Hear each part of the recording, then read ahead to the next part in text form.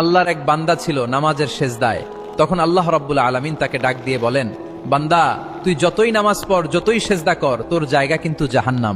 এ কথা শুনে বান্দা বলল, আলহামদুলিল্লাহ। আল্লাহ তখন বলে, এই বান্দা, জাহান্নামের কথা শুনে কেউ কি আলহামদুলিল্লাহ কয়? বান্দা তখন বলে, আল্লাহ, জাহান্নামের মালিকও তুমি, জান্নাতের মালিকও তুমি। তুমি আল্লাহ খুশি হয়ে যদি আমাকে জাহান্নামও দাও, তাও আমার আপত্তি করার কোনো অধিকার নেই। আল্লাহ তখন বলেন, বান্দা, জাহান্নামে গেলে তুই পুড়ে যাবি, তোর খুব কষ্ট হবে। বান্দা তখন বলতেছে, আল্লাহ, কষ্ট শুধু আমার হবে না, তোমারও হবে। আল্লাহ তখন বলতেছেন, বান্দা, বান্দা, তুই পুড়বি জাহান্নামের আগুনে, আমার কষ্ট হবে কেন? বান্দা তখন বলে, আল্লাহ, কোনো মায়ের কোল থেকে যদি কোনো বাচ্চা পানিতে পড়ে যায়, তাহলে কোন মা দূরে দাঁড়িয়ে থাকতে পারে না, দৌড়ে গিয়ে বাচ্চাকে কোলে নেয়? আমার বিশ্বাস, ওই মায়ের চেয়ে কোটি কোটি গুণ দয়া তোমার বেশি। আমাকে জাহান্নাম দিলে তুমিও আল্লাহ শান্তি পাবে না। আল্লাহ তখন বলে, বান্দা, এই দলিল তুই কই পাইলি?